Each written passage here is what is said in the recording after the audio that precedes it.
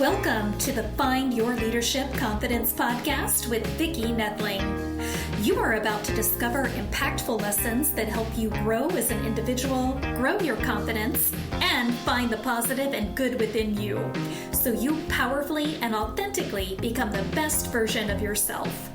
Be sure you visit our website at www.findyourleadershipconfidence.com.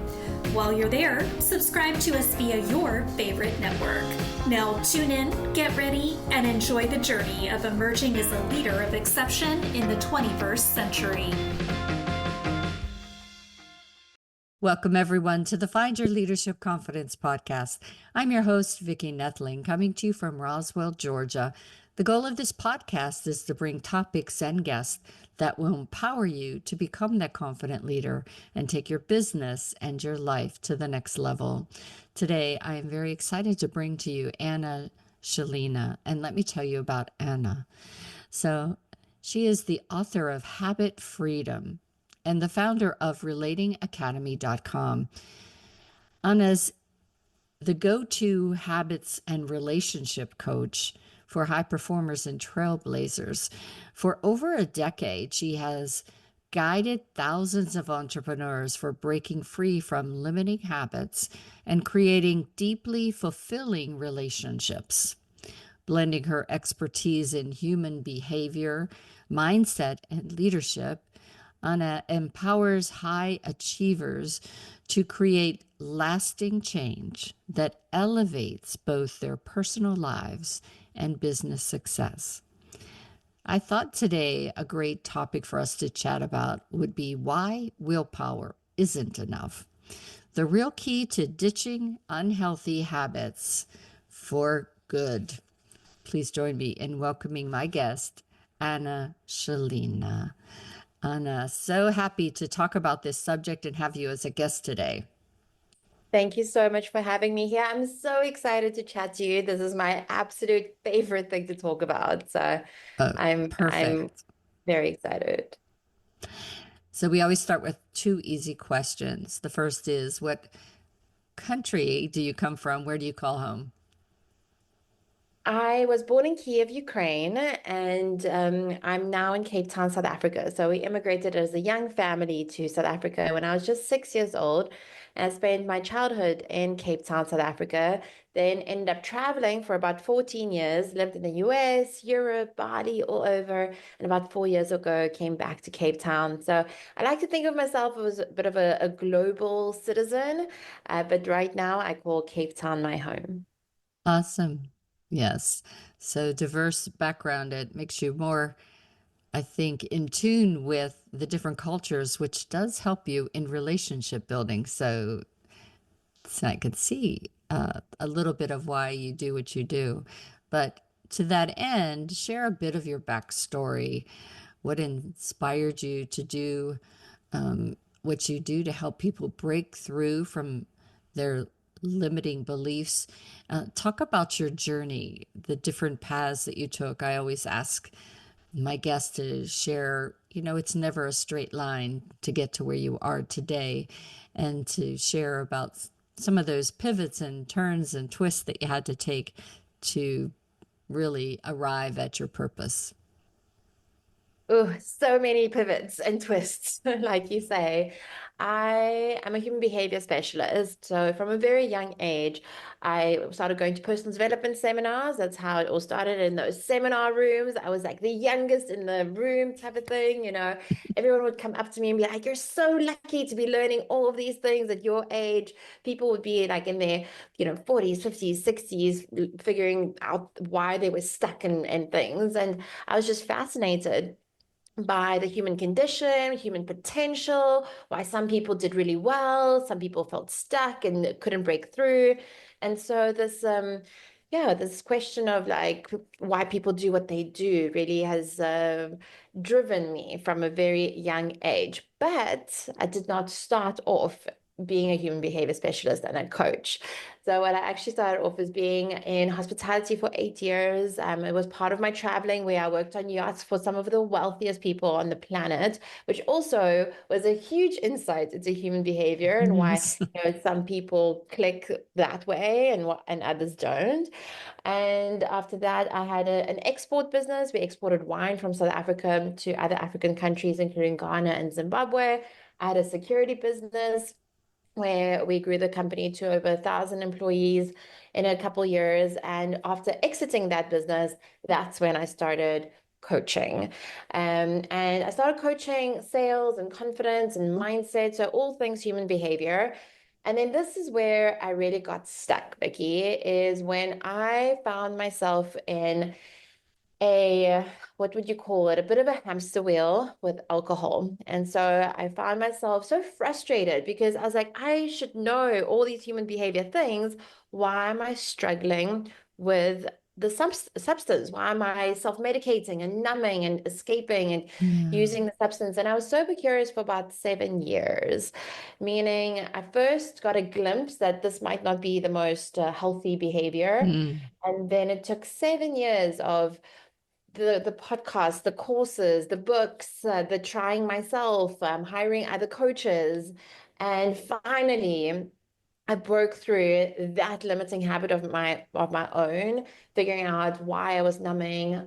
And that also helped me break through once I ditched that limiting habit. I started to let go of eating unconsciously, of doom scrolling, of watching Netflix, Mm. like just binging Netflix. And I started to really live my life a lot more consciously, a lot more awake, and a lot more free from the habits that used to hold me back. So I always felt like I was driving a supercar, like a Ferrari, but with like the handbrake up, like I was like, something's like Mm. sticking or missing, and was these limiting habits. And so I was very excited when I finally broke free from those and then was able to write a book about it. Wow. And that's a great visual, having that race car and you just are kind of stuck in first gear, I guess, or something like that. It's It, so frustrating. Yeah. I'd love for you to share about what you found the biggest myth people have uh, about habits and change that holds them back from really transforming. The biggest myth is that we think it's going to get easier tomorrow. Yes, So just someday. today, I'm going to eat the chocolate. Just today, I'm going to have the glass of wine. Just today, I'm going to doom scroll for 3 hours. Just today, I'm going to binge watch, the series and tomorrow the diet starts on Monday, that's that type of vibe. And that illusion and delusion, to be completely frank, keeps people stuck the most. That's the myth. But when we actually look at science and neurology, and we look at that, if I give in to my limiting habit today and say I'm trying to ditch sugar or eat healthily, and less Mm. food that causes inflammation. For example, if I say yes to the sugar today, the neuro pathway gets reinforced that says yes to sugar. Only if I say no to the sugar today and yes to my healthy, energized version that doesn't need the sugar, that's where that neural pathway gets reinforced. And Mm. so there's no universe in which it gets easier tomorrow. It gets harder and harder. But here's the thing that happens, Vicki.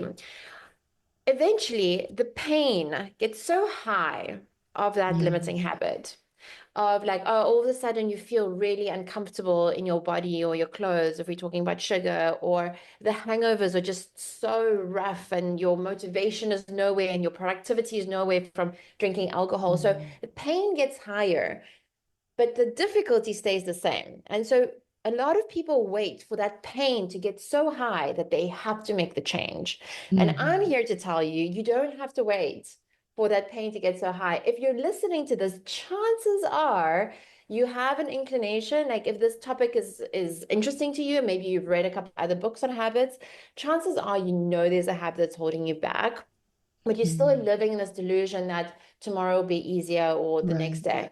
And you're waiting for that pain to get so high that you have to drop it. And because we have something called an imagination, we can use that imagination to escalate that pain in our imagination, in our brains, to imagine what it will look like in a year and 5 years and 10 years from now if we don't ditch the habit, and then use that as fuel to actually say no to the limiting habit today. So essentially, the easiest it ever gets is right now to say no to the limiting habit and yes to the new Right. you, the new behavior, the new habits. That's really insightful. And you can really see how, uh, our imagination is a powerful thing. A lot of issues that we have that keep us stuck are our imagination is building that fear and making that fear a reality. So let's make that fear that, what is your life going to be like? Like for me, whenever I was approaching turning 60, several years ago, it was okay. I see how some people are in their 70s and 80s and 90s, and I don't want to be like that. I want to have a very fruitful life in my last semester of life, And so you make a change then, but you have to really do that. Picture, do I want to be in a bed? Do I want to not be able to be mobile or go on hikes and enjoy traveling and all those things? I love that for you. So, why does it mean, or what does it mean to create this fulfilling relationship with yourself? And why is that so important?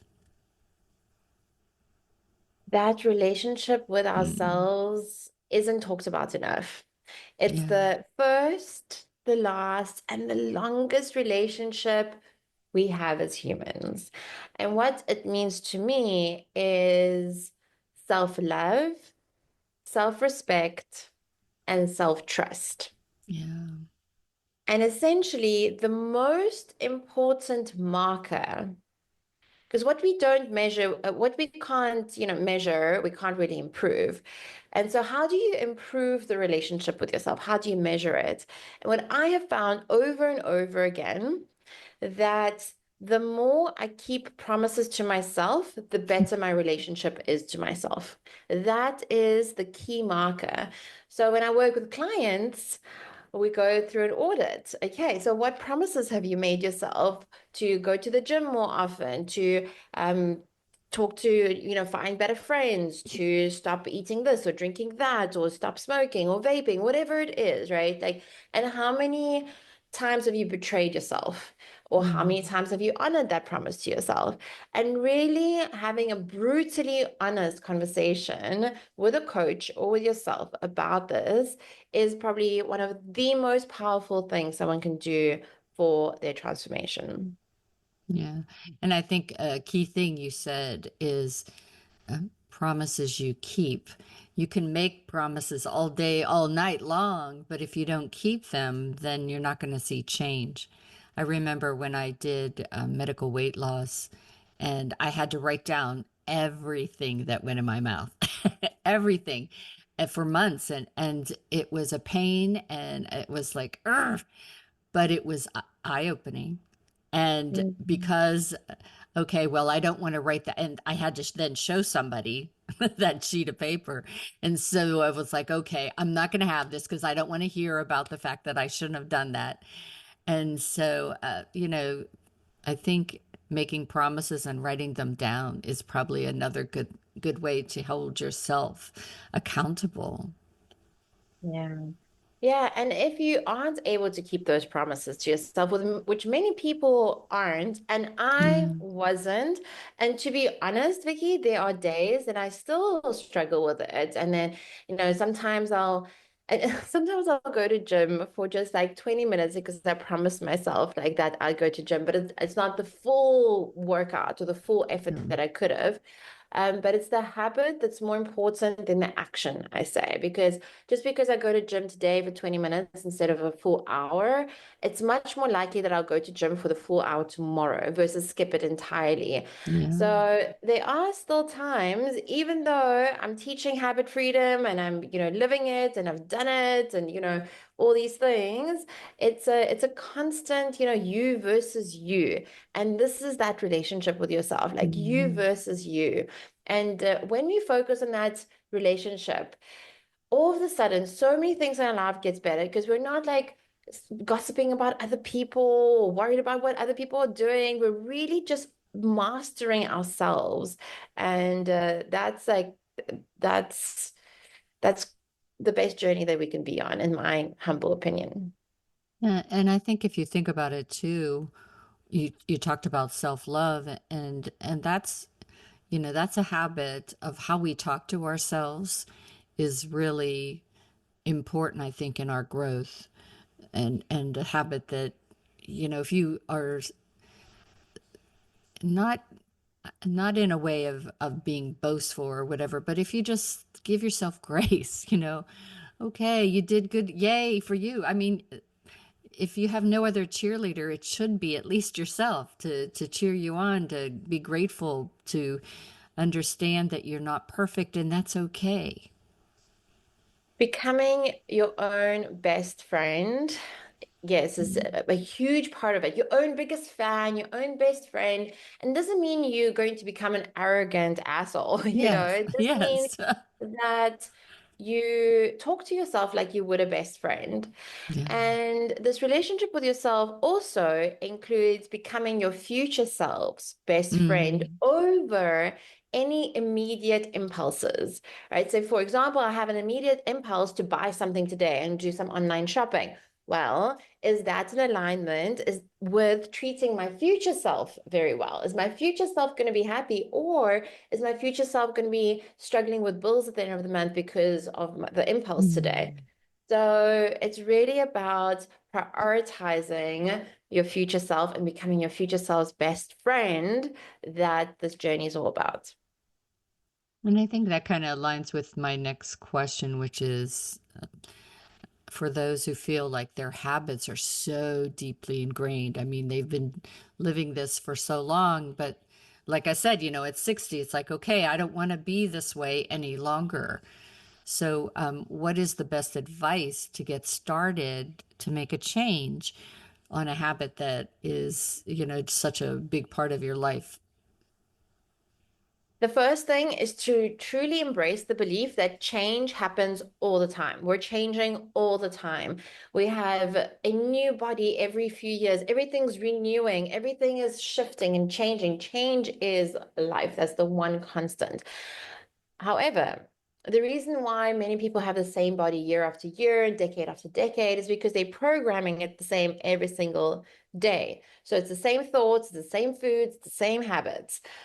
And so to really turn that around, the most important thing is to live in the present moment versus the story and stories, and to be honest, sub stories that we've told ourselves.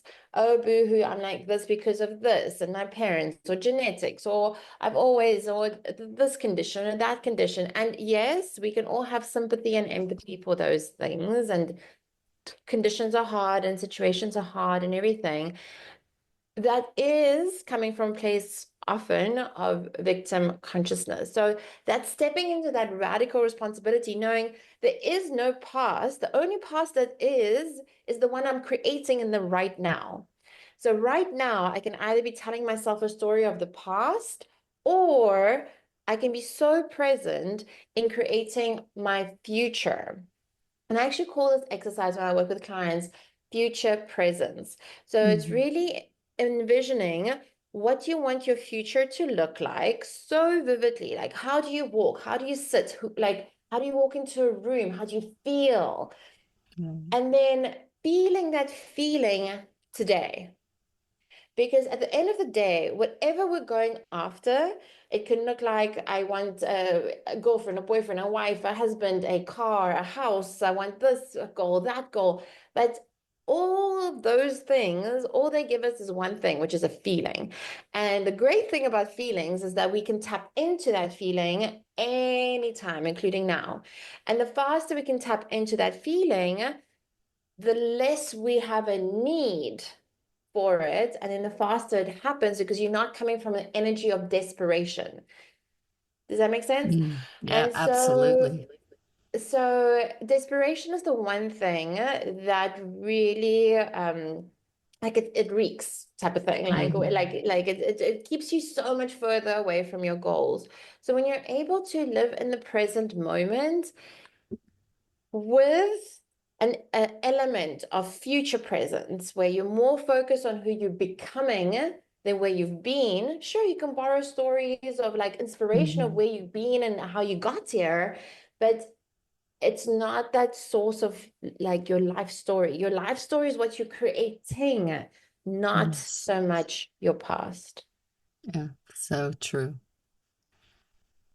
So, does surrounding yourself with the right people and community help you break free from limiting beliefs? And why is accountability the key to making those changes stick for the long term? As tribal beings, Yeah. whether we like to admit it or not, we need other people. I'm not saying anything new that you're the average of the 5 people around you, whatever it is, and it's so accurate.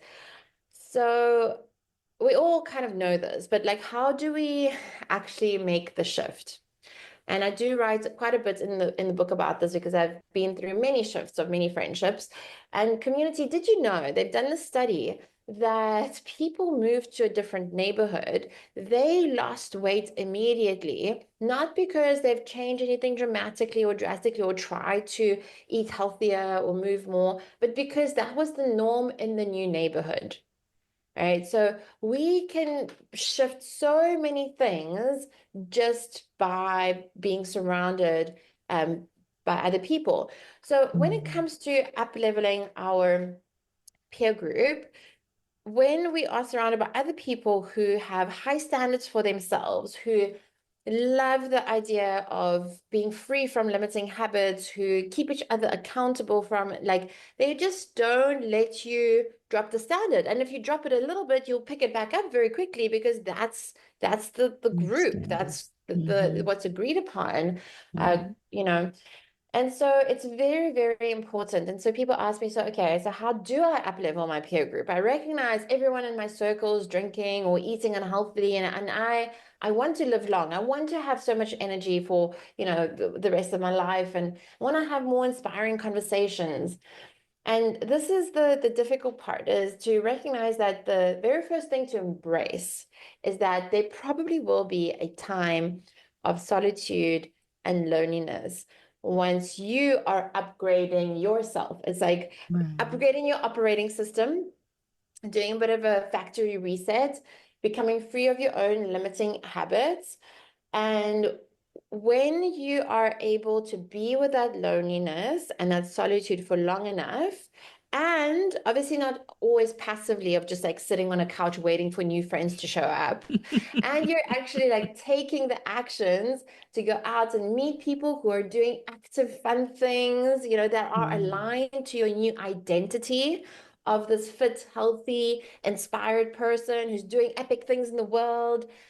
So you take those actions, you become that person, you take those actions, you go meet those people, you will have a new peer group.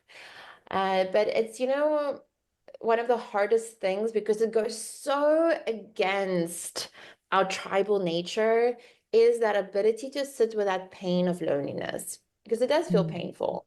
And the thing is, it doesn't last forever. And when you're able to sit with that discomfort and that pain and up level yourself, because remember, you need to be of a certain caliber to be invited and wanted in an upgraded peer group.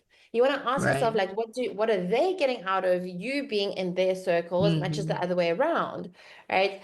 When I coach clients to up level, or when I coach clients and they really want to meet their soulmates, and we do this exercise with like, okay, what do you really want in your soulmate? XYZ. Okay, great. So what do you think the soulmate wants in their soulmate?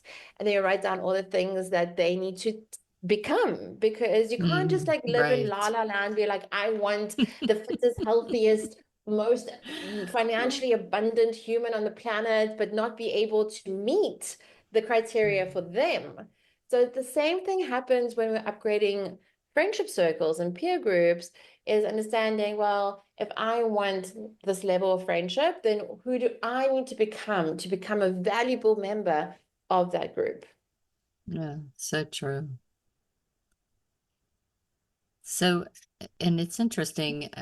One of the things that whenever I work with young people too, that are so used to the technology and being receiving things quickly and really always having to be busy.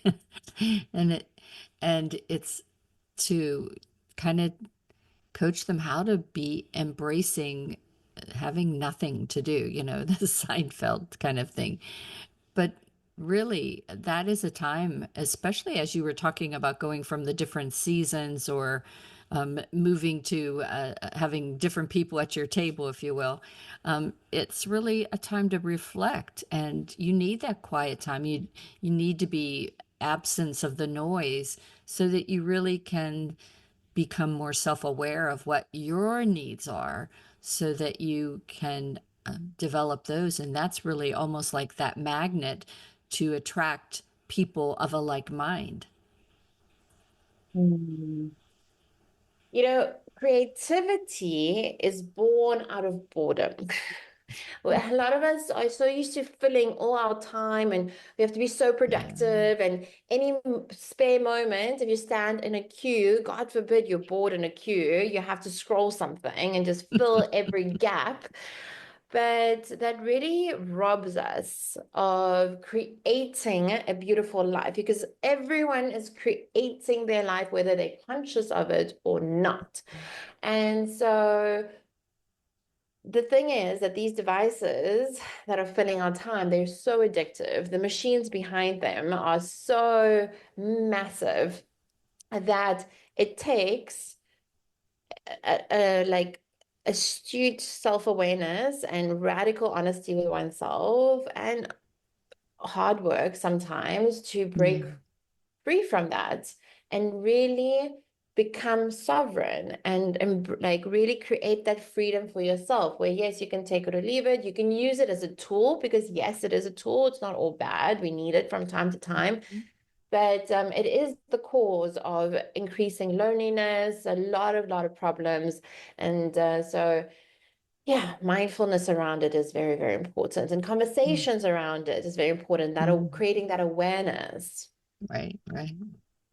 Well, time has flown by. We could chat and chat for hours, but it is time for me to share your contact information. If those out there have been intrigued, interested, and motivated to learn more about what Anna does, then you will want to get the screenshot of what I have. If you're just listening, you know that you can go to my YouTube channel, Vicki Noethling.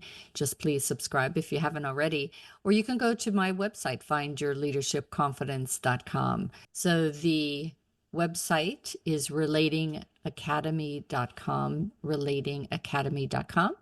On Facebook, LinkedIn, and Instagram, you can search her name, Anna Shilina. So Facebook is Anna.Shilina, and then LinkedIn and Instagram is just her name, Anna Shilina, together.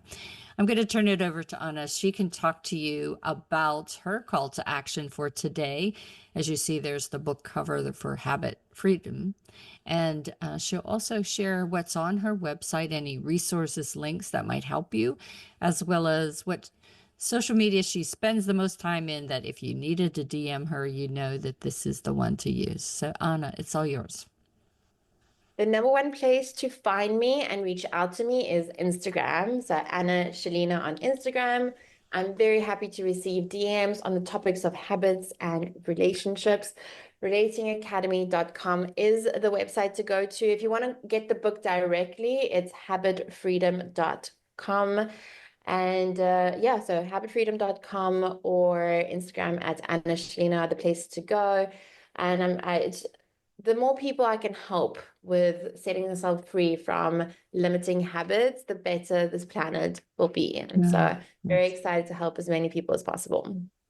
Awesome. Well, Anna, thank you so much for spending time with me. We had a wonderful chat about why willpower isn't enough, the real key to ditching unhealthy habits for good.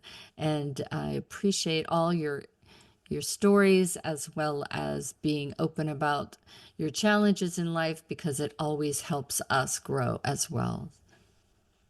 Thank you so much for having me. You're very welcome. As always, I remind everyone that life is a journey, and it's up to you to enjoy the ride. This is Vicki Noethling, signing off. Thank you for tuning into the Find Your Leadership Confidence podcast with Vicki Noethling, where we share impactful lessons that help you grow as an individual, grow your confidence, and find the positive and good within you so you powerfully and authentically become the best version of yourself. Remember to visit our website at www.findyourleadershipconfidence.com and enjoy even more great episodes like this one. Again, while you're here, subscribe to us via your favorite network. We look forward to seeing you next time on the Find Your Leadership Confidence podcast.